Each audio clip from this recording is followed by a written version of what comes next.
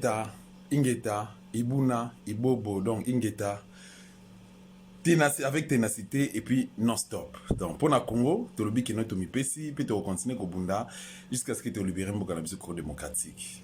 Na passe na monté matolala ki nango et puis to la mugi nango ça on a même les bino na tonga lelo ezaka kake soko ozana kitama magasin oyenzela station ma campagne ok vers cimetière ya Kitambo okomi na esiko babengaka Sakombi donc terminus babengaka Sakombi au mati mwa moki olandi ba pylone ya auto courant tobengaka ba courant ya Inga au mona résidence ya Nemo Nansemi babengaka palais royal depuis hier donc hier ezalaki mercredi 22 avril à 14h13 minutes na bien 14h13 minutes. Police a encerclé quartier wana nyonso.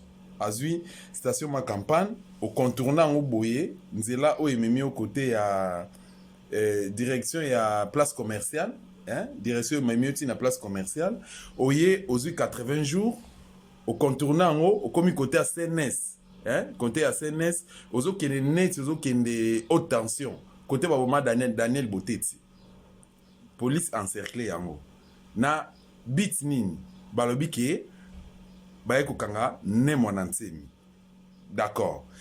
Tango ba depta Nemo Nansemi ba prendre yango ba koti réunion na mokonzi na bango ba bimi libanda nasi bomoni ba vidéo na posté ba bimi libanda bazotala na police bien armée jusqu'aux dents. Je vous dis la police bien armée jusqu'aux dents bango bazotala na ba makesa ya Nemo Nansemi bazoyemba. Bazoyemba banzi mona bonde bayemba kawana tout ça bon voilà ngana za makesa te naza pe membre ya Bundu dia Congo te tout ça nazali congolais patriote je soutiens tout c'est lui oyo azobunda na biso azana discours malamu to pe oyo azali saint to clean na position to pe na discours na ye. Qu'est-ce qui s'est passé ou qu'est-ce qui se passe concrètement? Dossier Nemo Nansemi n'a expliqué comment que les cas qui n'a sali interview et belé naé et à lobby secrétaire général à parti naé maître Philippe Kibango a méga pi ko relater ko expliquer et ko ça la mise au point par rapport à dossier on a maintenant on a moqué sima République démocratique du Congo et ça habité na problème ya occupation to senga ki na ba politicien nyonso tant que to ko libéra kamboka OT tant que boko accepter ka collaborer na ba occupant to ko zalaka lokola bana misala na bango tozalaka lokola ba esclave na bango tozalaka lokola ba garçon de course na bango ata balobi ke no yozali bache ngai po ngai naza accompagnateur na bango te bache un des collabo donc un des ya ba accompagnateur na bango ba PC responsabilité par exemple PC grade à général plutôt na la police ou na FARDC mais un lieutenant oyo ya occupant akomonela ye akomonela par PC ba ordre j'ai des preuves tant Mosé Laurent Désiré Kabila a eu pouvoir, Joseph Kabila Zaki na grade nini, général major, général Olenga, Azaki plus gradé que ye, mais Kabila maintenant opé ça ba ordre. Joseph Kabila on opé ça ba ordre. Général Yav Nawej, Azaki congolais, général qui on a autre côté Olenga za ex-phase, mais comment s'incliner qui peut assimiler qui Azaki manipulé et pas un Rwandais. Ce sont des questions qu'il faut tous se poser. Bah question faut tout se poser ya ngona ozomona lelo Chilombo entre guillemets président de la République bien entre guillemets mais Roubert Wazali ministre de décentralisation découpage national et réforme institutionnelle et des réformes institutionnelles mais Chilombo ça na même mise colonna été Chilombo ça na pouvoir le colonna été yena zopeza Chilombo benjonction que na est kuna continue ba militaire na est ko renforcer na est ko ça la beauté c'est comme ça que ça se passe c'est ce qui est en train de se passer alors Joseph Kabila lelo ba bengue soi-disant sénateur à vie selon la constitution mais sur le terrain qu'est-ce qui se passe c'est le contraire mes chers frères et sœurs congolais c'est le contraire un jour avant arrestation Vital Kamerhe théâtre na bango bazo sala 4 heures du temps azaki na GLM na laisse Joseph Kabila Kanambe bafandaki pendant 4 heures d'État basola kini et lobby na ngotango akei bakangi mais muto bakangi batie na prison nga na yebi vie à prison centrale makala ndenge zalaka na yebi yango parce que souvent je travaille avec des vulnérables Bedi Kapen pasteur Coutinho Gabriel Monkia qui Nono Lutula venanga okomone nani qui colonel Moukalai, Daniel Moukalai, hein, donc assassin à Floribert Chebeya, et donc na travail na policier belé, hein, capitaine Itoulé azapi ex-phase azaka chargé à sécurité à général et Loukitan azaki chef d'état-major général na ba dernière minute à maréchal. S'il vous plaît, mes chers frères et sœurs, toyebi réalité ya mboka na biso ndenge eza soko tina président makala stress o eza kuna si réellement ezaki vraie arrestation caméra ngasa la ba nuit blanche même pendant une semaine mais na 21h caméra lala pongi ya ba bébé un profond sommeil pona nini esprit na ezali éveillé.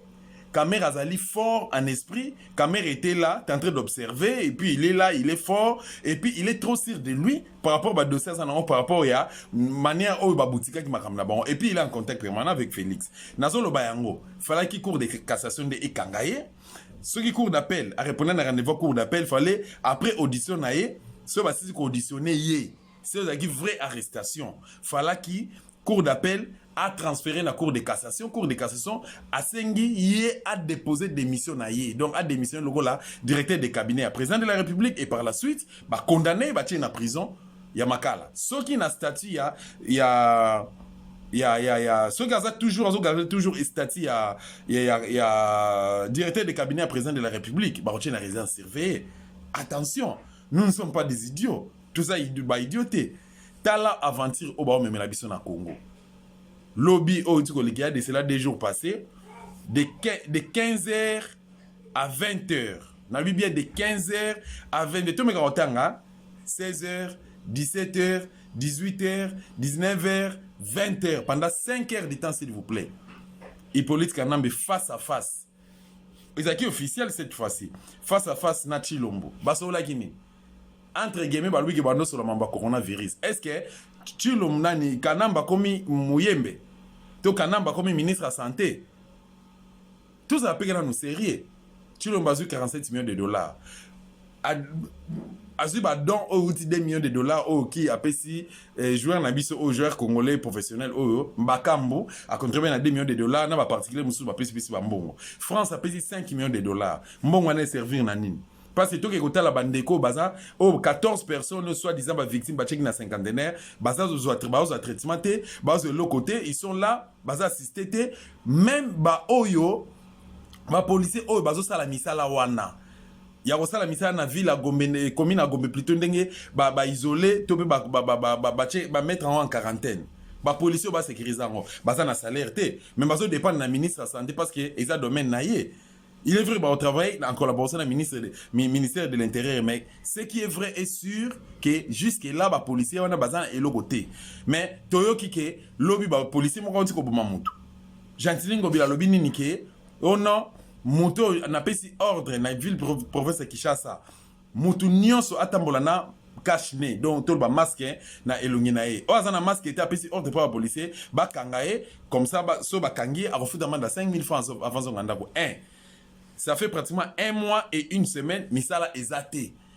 Awa, Misala n'y est centralisé na commune à Gombe. Ba institution ne se fait na commune à Gombe. Ba entreprise n'y est ba compagnie ne se fait na commune à Gombe. Ça na limité, ils ont na cité. Mais comment c'est possible que dans la période où il y a crise où il y a Covid-19, où ils ont tungisa, mito ya bateau, ils ont tungisa ba vie ya bateau. Bateau basa na bambongote. Même biloko olia na bandako ezalité ba provision mwa chango ezate yolo ba mutafu ta 5 000 francs congolais pendant que bino gouvernement bo s'organiser na ba don o bino bozozwa vous êtes incapable ya ko sali ya ko soki ya ko somba en étranger te commandant en étranger te ba cash ne bo sala faites de votre mieux Itex Afrique ezana Itex Afrique ezali bon luka au moins bo reproduire ngo bo salisa yango. Comment tu as un gouvernement irresponsable? Tu as une expertise pour Namboka. Tu as qui préparer pour gérer l'État Oyo, un État local, la République démocratique du Congo. Grand Congo, Grand Congo et le Kamakasi. Qu'est-ce qui fait que Congolais a toujours monté Mamabé? Gentilingo Bela Lobinini, Bokanga Moutou Bomona, Asana Maskete. Tala niveau au bas memela mboka na biso et les lobby et aussi que les cadeaux lobby qui le 22 avril nazana dossier mon entier mais na la tabino ba fait au do ba lobby na ba français ba bi qu'il ne faut jamais sacrifier l'essentiel au bénéfice de l'accessoire. Moussala kosala bosala yango te, bosala bosala yango mabe, oya kosala te, oya ko résoudre ba problème à batu, to ko rendre batu na ba droit na bango bino bozo bimisa manzaka. Ba policier na bino bozo recruter baza mal formé. Na Masina, quartier 3, il y a un monsieur azaki na masque te. Ceux qui gouverneur a pris ordre, à cause en a raison. Mais gouverneur a raison en partie, a raison totalement parce que bon petit population bon côté tout en abambo comme na Brazzaville, awa, na Rwanda, na Afrique du Sud, na Côte d'Ivoire, kuna pour gouvernement sur population en charge. Et pourquoi na RDC pas cause la population en charge te? Ndeko na za bon côté, il n'a pas de moyens. Policier aye bodou kaka. Dit yo na kangi yo tout ça. Et le monsieur qui va résister, policier a tindikaye. Mouton ndeko na peta musalia qui n'a bien été à charger arme à bétailler. Sur place ndeko kufa et arme masasona deuxième balle ya ko bimisa et lekin ndeko wana et que beti na rai libe boiba rai hein boiba faire rai na ndengeza et beti na rai et ezu ndeko na ye muninga na ye policier mususu. Donc deux personnes baza ba victime il y a ba acte moko irresponsable na ba ordre mal donné. Bazoko exécuté ba ordre mal donné na part ba konzina bango et puis ba policier mal formé mutazaki ne kuluna anosi ma machette azaki ne voyou criminel bo pese munduki. C'est ça. Mutazaki na e coordonné, mutazaki na e sepe nani abando beta bale na e bo pese munduki 5 bo pese formation. Mais non, makambo c'est le maka na Congo. Na bambongo nyonso yo Congo azana na richesse nyonso Congo azana na grandeur ya mboka na biso Congo démocratique. Ils a toujours donc tolela kaka. Tu as toujours des problèmes, tu as toujours vivre toujours dans des difficultés. Qu'est-ce que c'est ça? Qu'est-ce que c'est ça? Hippolyte Kanambe na Chilombo basolola ki makamunini. Et jusqu'à quand tu rebeta mamboko pona mambole kanambo kanabiso. Ça ne va pas. Ça ne va pas la tête tout comment. Nemo Nansemi, député national. Na 2006 et puis na 2011. Ake exil a sali 2 ans. Aye Kozonga. A Pesaki, procuration et pas à Serge Mayamba, Aza, ancien député na compte à IDPS. Azaki chef, je crois, groupe parlementaire à IDPS. Le groupe Azaki n'a pas bonne relation, a tiré les procurations. Serge Mayamba, Zui Kaka, selon des nayoki, Azaki servi de temps à Kepo a banda ko récupérer bambon on aye. Moi, le bossa sali démarche. Papi Mantezo, le Ozaka secrétaire à mon ansemi. Ozaka secrétaire à mon ansemi. A comment même. Donc moi si ane mon ansemi à liboso mama bana naye bakabwana po makamuso simbarate papi Mantezo akina kozwaye po ayiba pouvoir azwaye akoma mwasi na ye donc akoma mwasi na ye kaka na buli akoluka kwa faiblir mon ansemi donc taba lukaka bakanga ye autrefois na 2000 mars 2017 et c'est comme ça que papi Mantezo na idée akoluka pouvoir et chef naïe donc ba prise à sougeza pour pour à livrer. C'est comme ça qu'il y a aux moi sinaïe. Et même papi Mantezo na kenda komona soi-disant présidente il y a comité de sages, il y a assemblée nationale, oh ya bango, il y a occupation. Comme na nani alias Jeannette Kabila. Et alias Jeannette Kabila lokola ne monacé mazali témoin gênant, lokola zé nemi na bango, lokola ezo combattre ba Rwandais. Il s'est décidé, il y a barré route que ce qui ministère à finance, au bureau de l'Assemblée nationale et fout à l'issou, bah droit à mon ansémité. C'est ça la vérité. Mon ansémité après exil, à qui comme on a président na bango ya sensa, il y a comité de suivi na combat Olengankoy. Selon l'accord ya San City, à qui a monier, bah ça li ba démarche sur la remplir ba compteur requise, à qui comme là présidence de la République, à combien l'Assemblée nationale, à combien les institutions n'y sont, à ce qui va en dossier naïe. Franck Dion a bimi na prison. Bah fouti mbongo naïe. Tanyo Sasaki na prison, Azaki condamné à 5 ans de servitude pénale. Dion Mindonga Azaki condamné à 10 ans de servitude pénale. Tango bimi na bato bakangaki na Diomi, babimi si bango. Franck Dion tango bimi a déclaré batune babimi si bango na prison. Batune ba c'est Christaka. Garde présidentielle, hein? Donc, garde républicaine, Nanda Kounaye, na 2016, bimi na prison, na Franck Dion. Mbongo naye, Franck Dion ba fouti. Jean-Pierre Bemba, 10 ans après libération naye na Cour pénale internationale, tout PCPI, kuna na Hollande. 10 ans après, aye basali calcul à mbongo naye, 13-14 000 $, multiplié par 12. Donc, multiplié par 10 ans. Donc, à 10 ans, Donc, chiffre, on a multiplié par 12, 14 000 $ multiplié par 12, donc 12 mois, et puis multiplié par 10. Et, mbongo, chiffre, pesa qui a ba futaki, mbongo na ye. Ba soda ya bemba nyonso, to benga ba fourmi, bazaki incarcéré dans la prison centrale à Makala. Leur avec exaction, il y a 2007, guerre à Kinshasa. Bango nyonso ba libéré bango. Mbongo ya Bemba Saolona en tant que sénateur, ba futi Bemba. Mbongo na ye en tant que ancien vice-président de la République, ba moi nyonso arrêté, ba futi yango. Bon ne mon ancien mission a réclamé ba droit na ye. Alobi ali boso 1. Nazaki député national na des législatives. Ba mbongo na ngeti kala bo futa yango. Na ke exil 2 ans bo futa yango. De 2. Le 24 février 2008, Kabila a kina la guerre na canal général Kaloume, qui ministre de l'Intérieur à l'époque. Bah, bon, plus de 2000 personnes na Congo. Alors, il faut redédommager ma famille. On a Kabila signa à la décharge, avec qui na refutayo 13 millions de $. Ti lelo et futamate. Bah, futaye pour que a résoudre le problème, moussou, parce que ça lipe mouta après tout. Fallait que vous allez mouta bandundu. Fallait que vous allez mouta palou. Fallait que vous allez moulouba ya kazugi ya nani ya IDPS. Il faut que la mutusi la province pour que ba respecter yo. Donc si vous êtes contre ba toza mu Congo, toza équatorien ba respecter yo, c'est ça. C'est ça le Congo. Congo a besoin de rabotongo entre guillemets soit disant état des droits. Et tu as les sur le gâteau Nzembo. Qu'est-ce que c'est ça?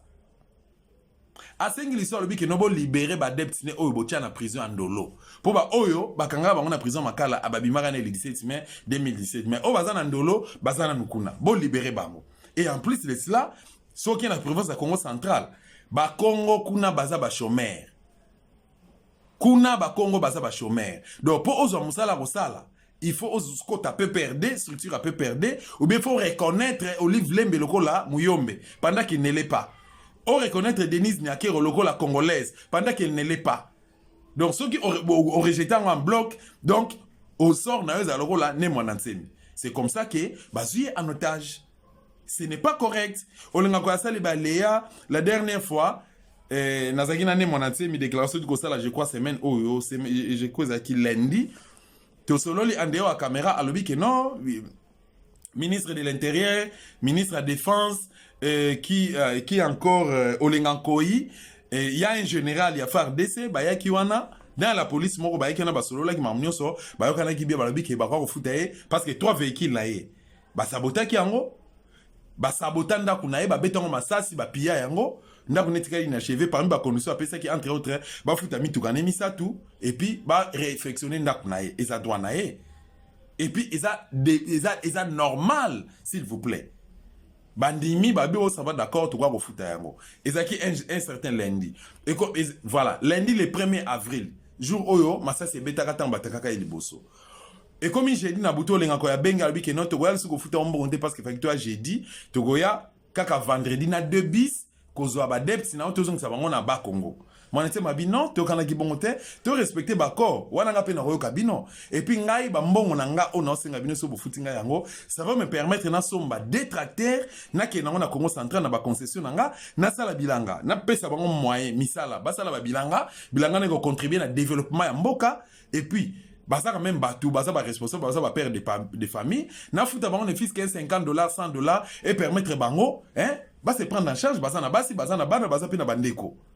Comment bolingi, bosa ba gangster, na en tout et pour tout. Si c'est comme ça, ça sera la guerre.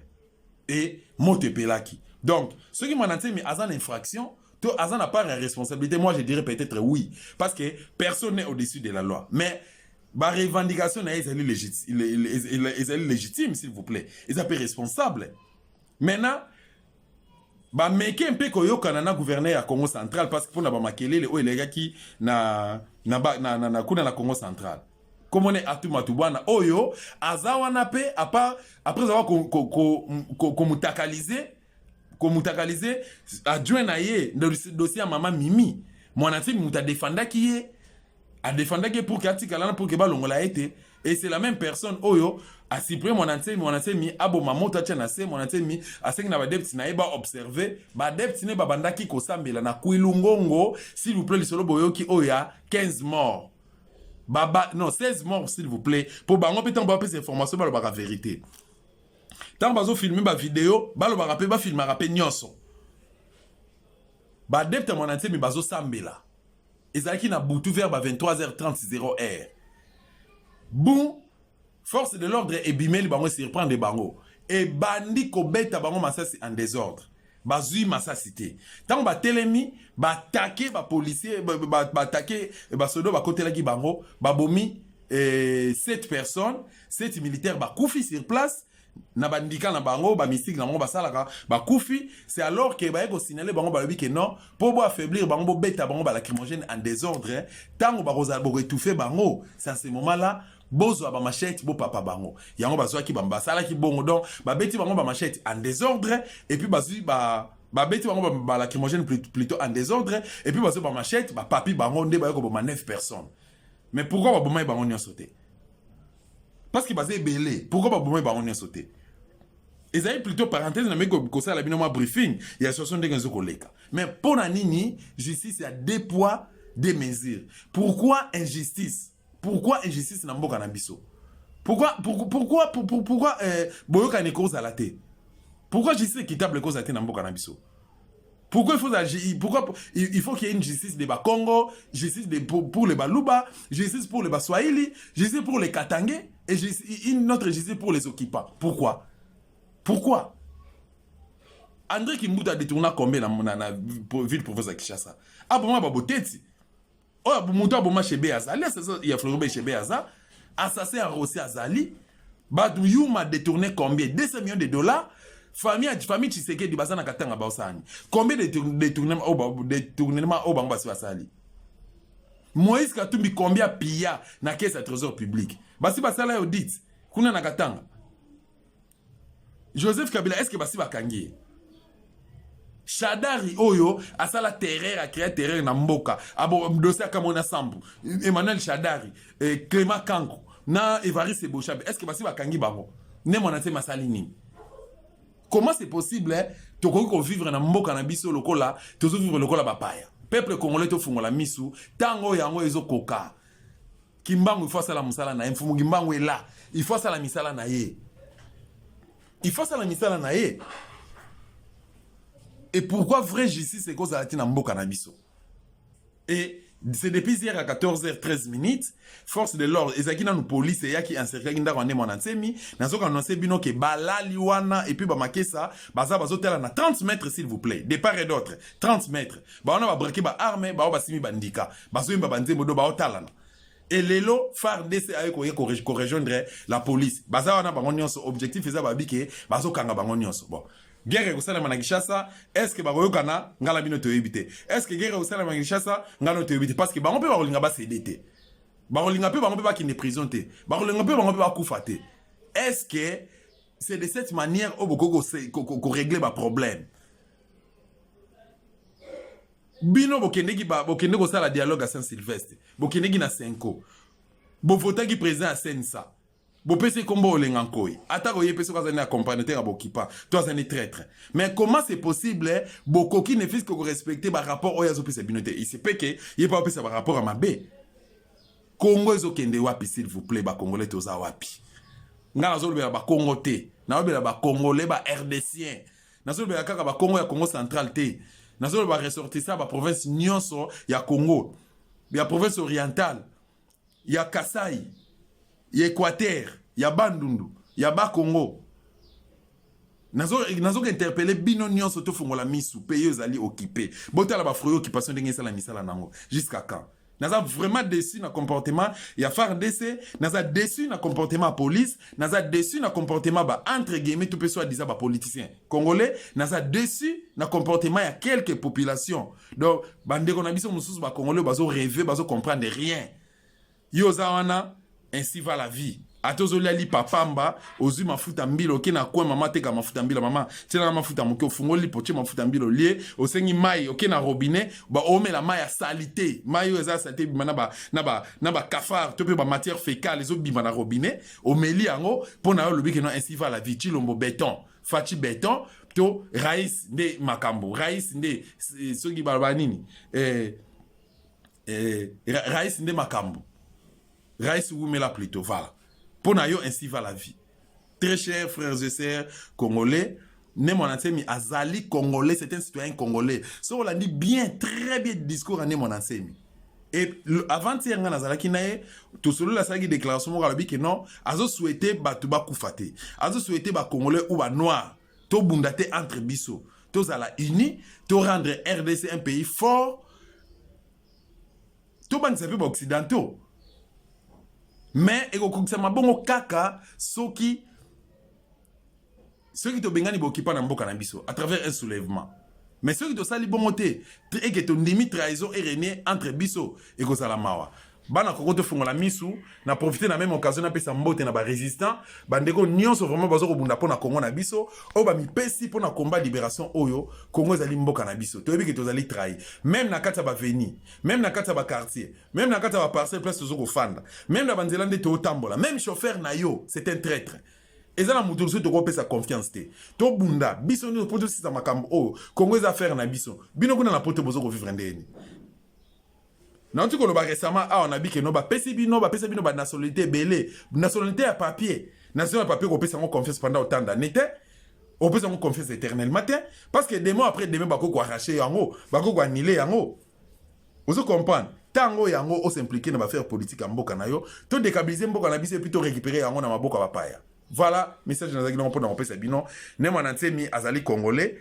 Na le but que vous soutenir ba bêtise na mais to soutenir ba congolais o bazali ko bunda bazali ko dénoncer parce que démarche o ya ko sala et ça démarche moko responsable azo fungola ba congolais misu azo sa ba congolais azo lo ba tout oyo d'autres politiciens ou certains politiciens ba lo ba na ko bombana. Merci beaucoup na bino pour na fidélité de na Dosta TV. Bio aussi message oyo betel solo pas ba voisin plutôt panzan teke betel solo o s'abonner massivement à Dosta Télévision. Merci na bino, on se écoute très prochainement. Ingeta, comme d'habitude.